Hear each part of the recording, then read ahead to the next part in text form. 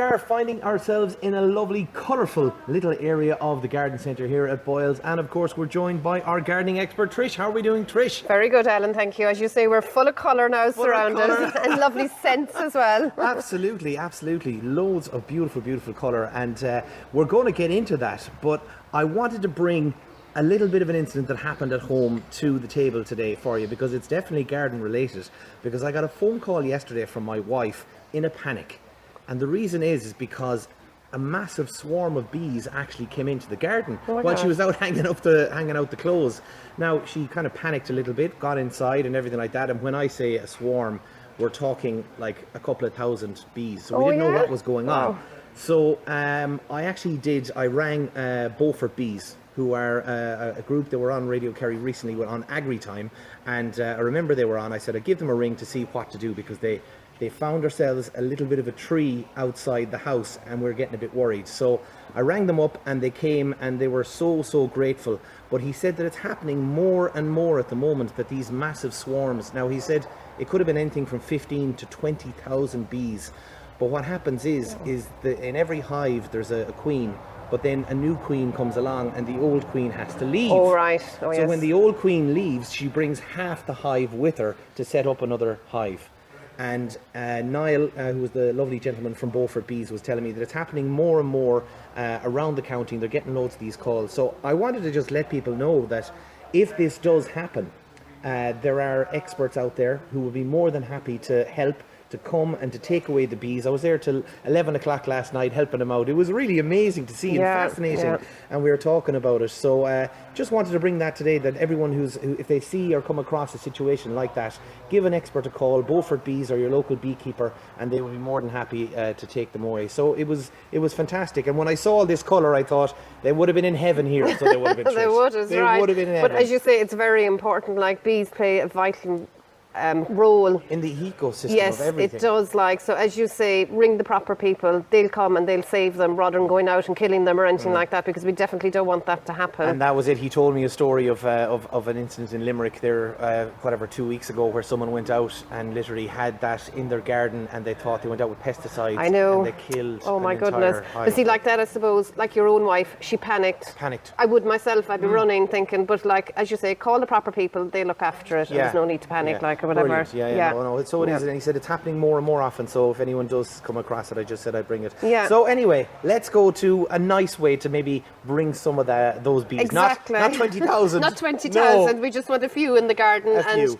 This time of the year, you have all the summer bedding. There's great colour in all of that. But you want the perennials. We always keep saying that you need plants that are going to come back every year as well. Mm-hmm. If you've got the shrub beds that are lacking in colour this time of the year, this is what you plant. So if you come into the garden centre now, there is loads and loads of colour, and you'll be able to pick out, and we can help you, whether it's sunny or it's shady or whatever. So I'm going to start with the ones beside you there, Alan. They're called lupins. Now, lupins are absolutely fabulous. They can grow anything up to about 1 metre in height. And as you can see, the flowers, like, I have a white one there. And a beautiful purple one over here as well, yellow. too. And I suppose the flowers are like soldiers. They're standing so straight up. As we were saying before, you need different textures in your garden, whether it's the grass is swaying or something like that, which is rigid. But they're absolutely fabulous. There's no problems with them. Okay. They die down in the winter. They come away back up in the springtime again. As I say, about 1 metre in height and 1 metre in width. Now, they do like full sun. Okay, so you need to have a right sunny spot for it. And a well-drained area. Don't like to be in too wet of an area. And the soil type? The soil type is any type of soil, as long as it's so not too wet. they're very they don't need an acid soil, or they don't need a limey soil. Fantastic. So a normal neutral soil will do fine as long as it's well drained. Now, the trick is as well, when that's finished flowering, right, and to keep it continuing to flower, just cut down to the end of the spike until where you meet the next leaf.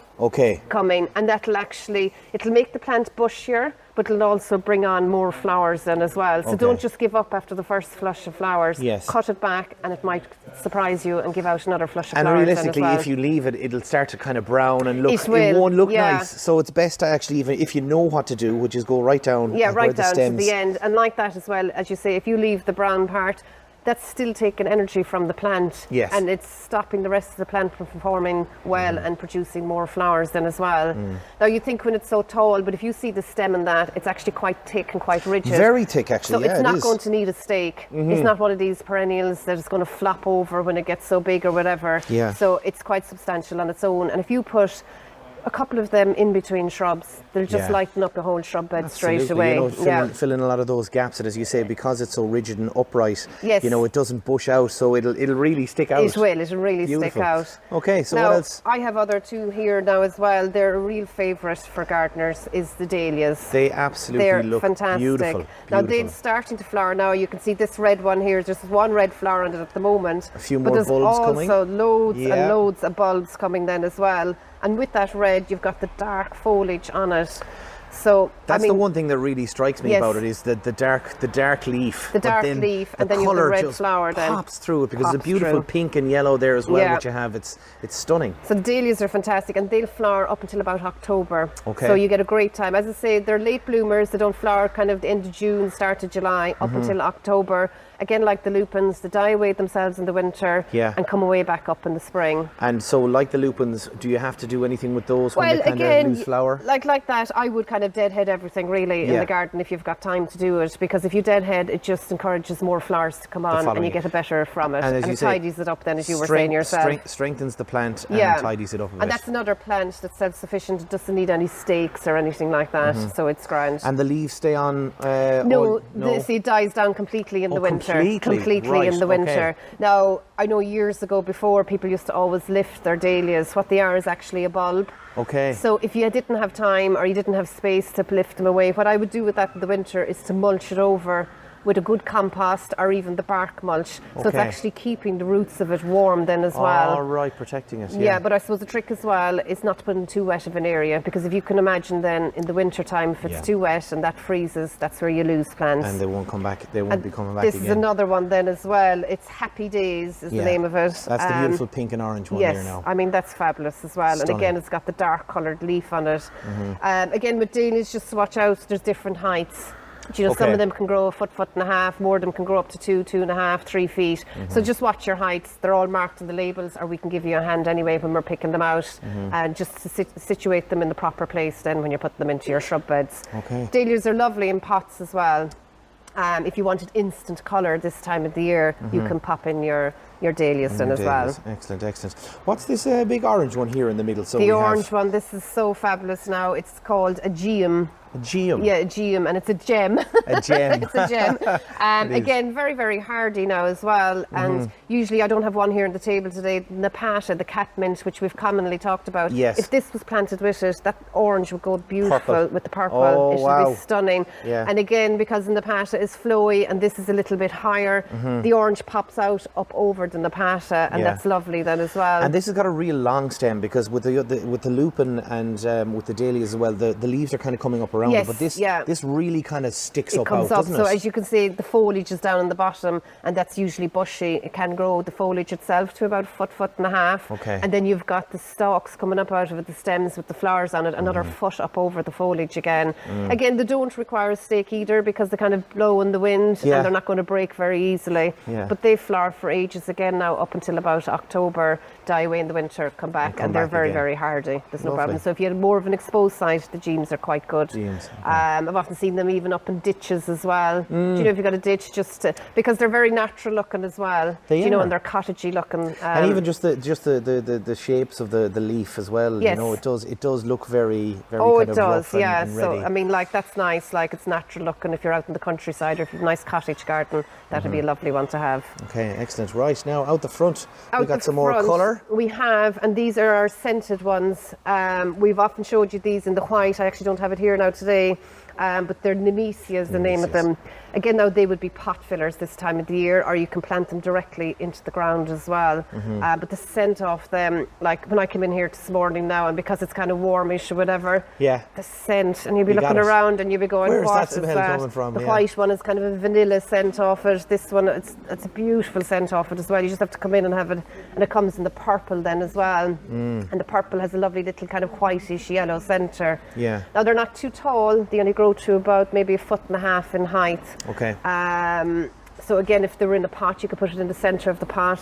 You could put a nice few verbenas or something around it to trail around it. Again, nicely placed, say in your patio or outside your front door where you're going to get the scent as you're walking by.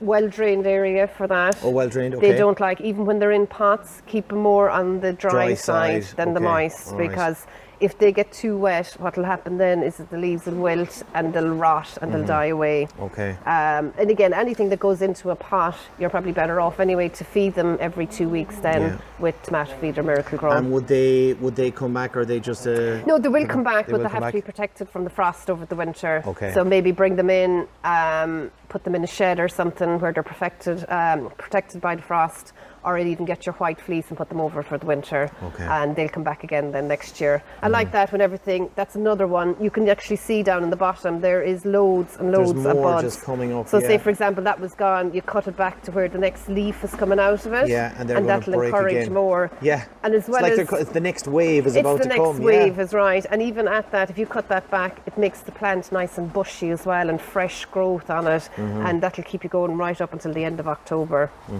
Okay.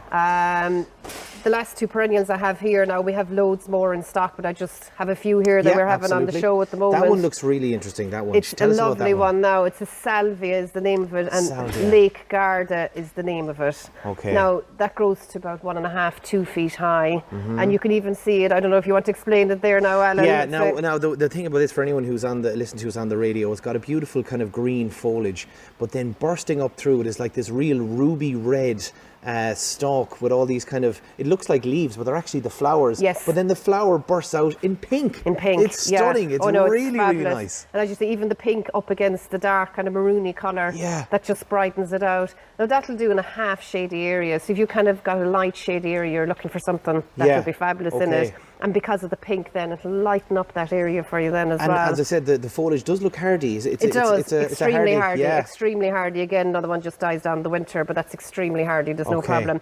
And because, as you say, the foliage and the flowers aren't too far up it, it's kind of protecting it as well. So that's why it's so hardy. Yeah. And then you've another one which, it's the same family, but again looks completely different really. It's a Salvia, and this is the purple one. A lot of people will be more aware of this one.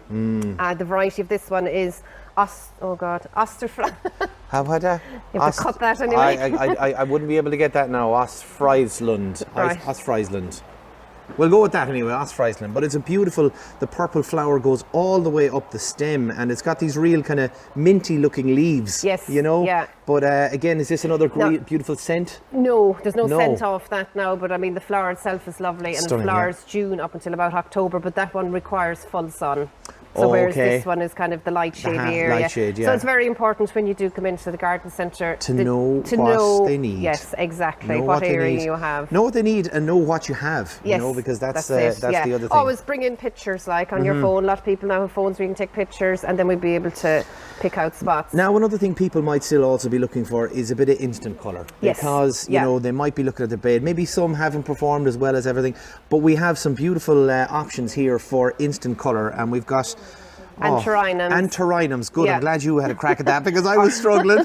Or snapdragon is the common. Lots of people know them for the snapdragon. Now, as you say, a lot of people, because you're so busy now and you're going, oh God, the summer's here now and I didn't get a chance to do up my pots. Yeah. We have pots of colour here that if you brought that home, just take it out of the pot, put it into your own pot and surround it with a tray of bedding plants, and it's instant colour. Beautiful. So they'd be lovely, and again they'll flower up until about the end of October. And then of course you have your selection of daisies. We have our lovely daisies. I always love these, and they're fantastic for flowering. Again, you have purples, you have whites, you have yellows, you have creamy colours. Beautiful. So they're lovely. Now they will grow to about 1 foot in height. Okay. And again, you could surround it by a tray of bedding, but it's just that instant colour, and they're fabulous. Excellent. Right. Now, one other thing before we finish you wanted to kind of talk about as well too is some climbers. Yes, You have some climbers there beside you, so you might pull up one or two. I will. Now, these ones are the Clematis. We haven't had them now for a while because they were difficult to get, but we have a good selection in stock at the moment. We have a lovely purple one, which is the Jackmanii. That one there, and this one then is Pilu. Now, which is the pink one. The first one you said, the Jack Manii Yes. is in bloom. There's a lot of flowers There's out a on lot there. of flowers, so now is the time, obviously, that it would be in flower. Yeah. But I suppose the trick in planting clematis, when you get them, they are prone to getting the clematis wilt, but if you plant them properly, it prevents that from happening. Okay, so that's obviously a common issue that happens with them, is it? It is. Wilts? They can get it, like, it's not every plant will get it, but it's just, it can happen. So to prevent that from happening, you have your pot, which I suppose is about 8 inches, and then your plant then is about 2 feet high. Now, when you're planting it, you'd actually bury about 6 to 8 inches of the bottom of the plant as well right. into So the we're ground. really digging along, digging a deep for deep this. hole for that. So plant it up to there, and what that does then is that the roots like to be cool. Okay. Right. So if you've got that then covered, the roots are well down, and they're There's no protected chance then of as them well. actually getting, No, and they actually prefer more kind of on the alkaline soil, which is kind of on the limey soil. Okay. So if you've got a very acid soil, say if you have your rhododendrons or camellias grown in your garden, that would be an inclination that you've got a peaty acid soil. Okay. If you want to plant your clematis, maybe throw in a handful of lime into the digging hole when you're planting it then as well. Okay. And that'll bring down the acidity then and try and make it more alkaline. Okay. Clematis then do need support, as in they need trellis work. Trellises, they won't cling on to anything themselves, so they'll need a start and just to tie them on. Now there is tendricles, we call them, on it, and they will wind themselves around the trellis then as well. So they will come on fine. So they're fabulous. Again, you can get ones that will do in a shady area, or you can get ones that will do in the sunshine. Yeah. And we have a beautiful white one there as well. That's a fabulous one as well, the size of the flower and that. Yeah.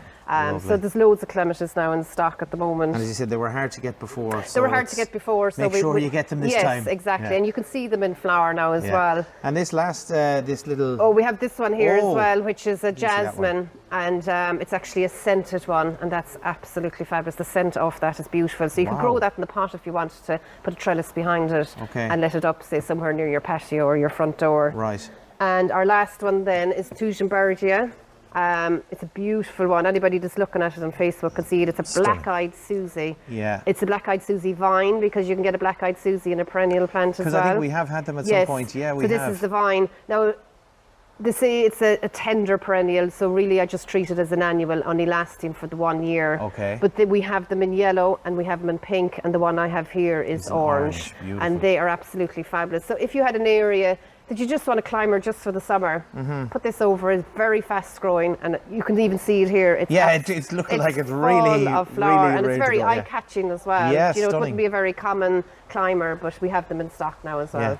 Fantastic. Wow. Well, look, that is lots of beautiful ideas that we could have. The climbers. I love the jasmine, the scent of that as well. The scent of that. Yeah, and everything fabulous. like that. So if you're looking to add some beautiful scents or some interesting colour or perennials, ones that can keep coming back, the lupins are beautiful as well, and of course the ever popular dahlias. That is fantastic. Trish, thank you so much for all of that information this week. That's it from us here at Garden Centre in Boyles of Killorglin. Do hope you can join us next time on the Kerry Garden Show. Until then, bye from me and from Trish. Happy gardening.